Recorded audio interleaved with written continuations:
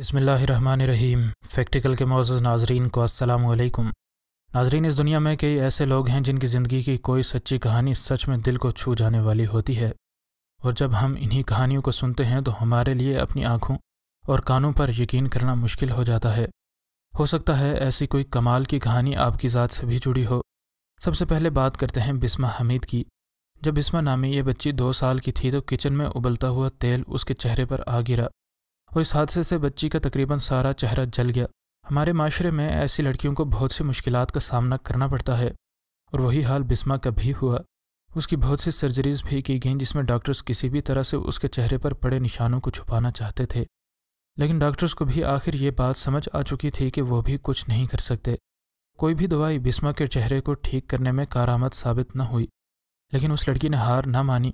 جب وہ 17 سال کی ہوئی تو اس نے مائکرو پگمنٹیشن پر خود سے ریسرچ کرنا شروع کر دی، اور اس کام کے لیے اس نے اپنی ہی جلد کا انتخاب کیا، جو سچ میں ایک بہادری کا کام تھا، اور آخرکار اس کام میں اس لڑکی نے کافی مہارت حاصل کر لی، اور اس طرح اس نے اپنے چہرے کے ساتھ ساتھ اپنی پوری زندگی ہی بدل ڈالی۔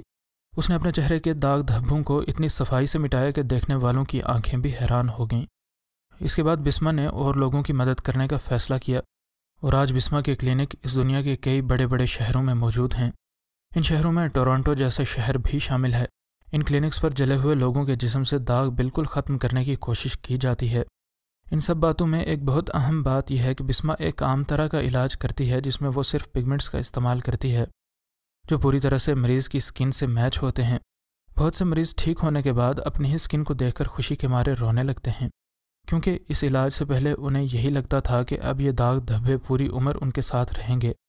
کمال کی بات یہ تھی کہ اس طرح سے کسی کی زندگی بدلنے کے لیے بسمہ کوئی بھی پیسہ نہیں لیتی، اور یہ سب علاج فری میں کرتی ہے۔ اب بات کرتے ہیں جان بن کی۔ 14 اگست 1951 کے دن جان بن نامی اس آدمی کی زندگی پوری طرح بدل گئی۔ پورٹلینڈ میں بنے اپنے گھر کے کچن میں وہ بیٹھے تھے، تبھی ان کے گھر پولیس آتی ہے، اور 14 سال کے جان پر یہ الزام لگایا جاتا ہے کہ اس نے ایک پولیس والے کو جان سے مارا ہے۔ بے شک یہ سب الزامات بے بنیاد تھے، کیونکہ جس رات یہ جرم ہوا تھا جان اپنے گھر میں سو رہا تھا، لیکن لوئس نامی جاسوس نے اس بات کی بالکل پرواہ نہ کی اور جان کو گرفتار کرا دیا، اور عدالت نے اسے 20 سال کی سزا بھی سنائی، لیکن بعد میں اس سزا کو کم کر کے 9 سال کر دیا گیا، کیونکہ جان اس وقت نابالغ تھا۔ جیل میں جان نے بہت برے حالات کا سامنا کیا، اور سب سے بری بات یہ تھی کہ وہ اپنی ماں کو جیل سے خط بھی نہیں لکھ سکتا تھا، کیونکہ اسے پڑھنا لکھنا نہیں آتا تھا۔ اب اس کام کے لیے جان کو کچھ نہ کچھ کرنا تھا، جس کے لیے اس نے بچوں کی کچھ کتابیں اور ڈکشنری جیل میں ہی منگوائی اور اسے پڑھنا شروع کر دیا۔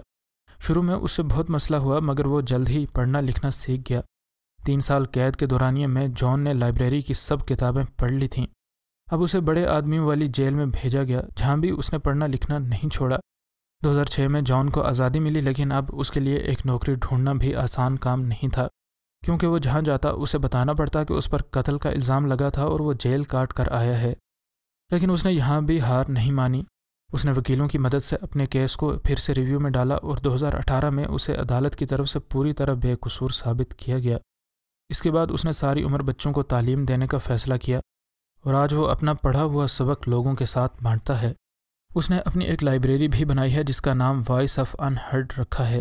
اس لائبریری میں آج 80,000 سے زیادہ کتابیں موجود ہیں۔ اب بات کرتے ہیں لیانگ یوئی کی۔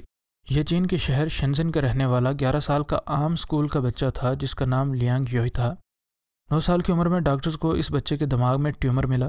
یہ سب ایک عام سر درد سے شروع ہوا جو ہر کوئی کبھی نہ کبھی محسوس کرتا رہتا ہے، لیکن لیانگ کے کیس میں یہ سر درد جان لیوا بیماری کی شکل اختیار کر چکا تھا۔ اس بچے کو اب ٹھیک نہیں کیا جا سکتا تھا۔ لیانگ کو اپنی بیماری کا پتہ تھا، اور یہ بھی پتہ تھا کہ جلد ہی وہ اس دنیا سے جانے والا ہے، لیکن اتنا سب کچھ ہونے کے بعد بھی اس نے اصل ہیرو والا کام کیا۔ اس نے اپنی ماں کو کہا کہ وہ اپنے جسم کے سب حصے چیریٹی میں دینا چاہتا ہے، تاکہ اور بیمار بچے اپنی زندگی خوشحالی سے گزار سکیں۔ ایک بچہ جس کو پتہ تھا کہ وہ جلد ہی اس دنیا سے جانے والا ہے، اور اس کے بعد بھی ایسی سوچ رکھنا بھی قابل تعریف ہے۔ جب لیانگ کی موت ہوئی تو ہسپتال میں موجود ہر ڈاکٹر نے جھک کر اس بچے کو سلام پیش کیا، اور کچھ اس طرح اس بچے کو عزت بخشی گئی۔ لیانگ کا جگر اور گردے نکال لیے گئے، اور ان کی مدد سے مزید بچوں کی جانیں بچائی گئیں۔ اب بات کرتے ہیں اینتھونیس گناون کی۔ 2018 کے آخر میں انڈونیشیا میں ایک بہت بڑا سونامی سیلاب آیا۔ اس سیلاب میں 4 سے 7 میٹر تک کی اونچائی والی لہریں سولاواسی صوبے سے جا ٹکرائیں۔ اور اس سیلاب میں سینکڑوں لوگوں کی جانیں بھی گئیں۔ لیکن ایسے حادثات تو ہوتے ہی رہتے ہیں، اور انہی واقعات میں پتہ چلتا ہے کہ ہمارے درمیان کتنے ہیروز موجود ہیں۔ 21 سالہ گناون نامی یہ لڑکا ایئر ٹریفک میں کام کرتا تھا۔ اس دن بھی وہ اپنی ڈیوٹی پر تھا اور پولو ایئرپورٹ پر پیسنجر جہاز کا ٹیک آف کروا رہا تھا، اور تبھی ایئرپورٹ پر سونامی کا حملہ ہوا۔ اس نوجوان کے ساتھ کام کرنے والے لوگ فوراً ایئر ٹریفک ٹاور سے باہر نکل گئے، مگر گناون 148 لوگوں سے بھرے ہوائی جہاز کا ٹیک آف کروانے میں مصروف تھا۔ جہاز تو اڑ گیا، مگر گناون کے لیے باہر نکلنا مشکل ہو گیا، اس لیے اپنی جان بچانے کے لیے اسے چوتھی منزل سے کودنا پڑا۔ اسے گہری چوٹیں بھی آئیں اور اسے بچانے کے لیے پلین کے ذریعے ہسپتال لے جایا گیا، لیکن رستے میں ہی وہ دم توڑ گیا اور اس کی یہ موت رائے گاہ نہیں گئی۔ گناون کی یہ موت رائے گاہ نہیں گئی کیونکہ اگر وہ بروقت ٹیک آف نہ کرواتا تو 148 لوگوں کی جان خطرے میں تھی۔ اس کی یہ قربانی پوری دنیا میں مشہور ہوئی۔ ناظرین محترم، اس لڑکی نے پورے 1 سال تک بہت شدید سر درد کا سامنا کیا، لیکن پھر ڈاکٹرز نے جب اس کے سر کا MRI اسکین کیا تو اسے دیکھ کر ڈاکٹر سمیت ہر کسی کی حیرت کی انتہا نہ رہی۔ امریکی ریاست ٹیکساس کی رہنے والی یڈیرا روسٹرو نام کی اس لڑکی کو دن میں اپنی مصروفیت کی وجہ سے اپنے لیے کم ہی وقت مل پاتا تھا، لیکن 2015 میں 31 سالہ اس لڑکی کو بار بار سر درد رہنے لگا۔ شروع میں تو اس کو لگا کہ اس کو یہ سر درد محض اس کے تھکا دینے والے کام کی وجہ سے ہے، لیکن وقت کے ساتھ ساتھ یہ درد بہت بھیانک ہوتا جا رہا تھا اور اس کی وجہ سے یڈیرا کی نظر بھی خراب ہوتی چلی جا رہی تھی۔ اب اس کو صحیح سے دکھائی بھی نہیں دیتا تھا اور اسے سمجھ نہیں آ رہی تھی کہ اسے اس قدر بھیانک سر درد کیوں ہوتا ہے، لیکن اب اسے یہ اندازہ ہو چکا تھا کہ معاملہ محض تھکاوٹ کے سر درد سے بڑھ کر کچھ ہے۔ جب کسی کو لگاتار سر درد کی بیماری ہوتی ہے تو اکثر عمر گزرنے کے ساتھ اس کے نتائج بڑے ہی بھیانک انداز میں سامنے آتے ہیں۔ اس نے ڈاکٹر سے چیک کرانے کا فیصلہ کیا اور آج وہ وقت نکال کر ڈاکٹر کو اپنا سر درد چیک کروانے پہنچ گئی۔ ڈالس میڈیکل سینٹر میں پہنچنے کے بعد اس نے ڈاکٹرز کو سارا مسئلہ بیان کیا تو ڈاکٹر نے اس کو CT اسکین کروانے کا مشورہ دیا۔ ڈاکٹرز بھی یہی سوچ کر پریشان تھے کہ کہیں اس کے دماغ میں کوئی ٹیومر نہ ہو۔ ڈاکٹر نے جب CT اسکین کی رپورٹس دیکھیں تو ان کو یہ سمجھ آ گئی کہ کوئی چیز اس کے دماغ میں اسپائنل فلوئڈ کو نہیں پہنچنے دے رہی۔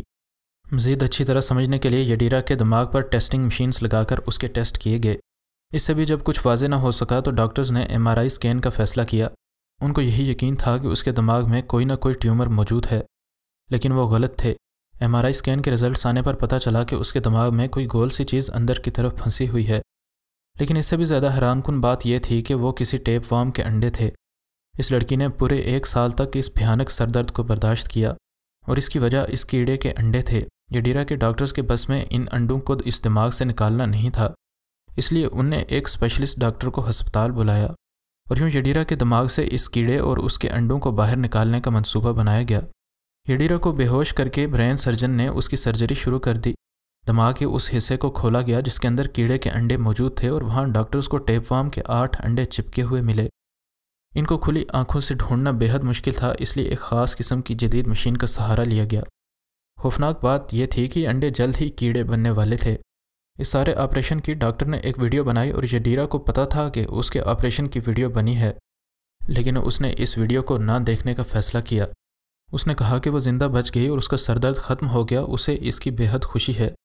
لیکن کہانی کا اختتام یہاں نہیں ہوتا۔ اگرچہ اب انڈے باہر نکال دیے گئے تھے اور اسپائنل فلوئڈ اس کے دماغ میں آسانی سے جا سکتا تھا اور وہ بے حد خوش بھی تھی اور بغیر کسی سر درد کے اپنی زندگی گزار سکتی تھی۔ اسے ڈاکٹرز نے پوچھا کہ وہ یاد کرے کہ آخر اس کے دماغ میں یہ ٹیپ وارم گیا کیسے، تو اس نے بتایا کہ وہ 2 سال پہلے اپنے خاندان کے ساتھ میکسیکو گئی تھی۔ ڈاکٹرز کو یہ سمجھنے میں دیر نہ لگی کہ وہاں اس نے یقیناً کچا گوشت کھایا ہوگا۔ اسی کچے گوشت کی وجہ سے اس ٹیپ وارم کا کوئی چھوٹا بچہ اس کے جسم میں داخل ہو گیا۔ WHO کے مطابق ٹیپ وارم کا انفیکشن زیادہ تر دیہات میں رہنے والے لوگوں کو ہوتا ہے اور ہر سال ٹیپ وارم کی وجہ سے دنیا میں 400 لوگوں کی اموات ہو جاتی ہیں، اور زیادہ تر یہ ان لوگوں کے ساتھ ہوتا ہے جو کہ سور کا گوشت کھاتے ہیں۔ جسم میں جانے کے بعد یہ کیڑا خون کی نالیوں میں سرایت کر سکتا ہے اور بعض اوقات دماغ تک بھی پہنچ سکتا ہے، جیسا کہ یڈیرا کے ساتھ ہوا۔ اس لیے ڈاکٹرز یہ بات کہتے ہیں کہ اب جب بھی کچھ کھائیں تو کسی معیاری جگہ سے کھائیں، یا پھر اسے خود پکائیں تو اچھی طرح پکا کر کھائیں۔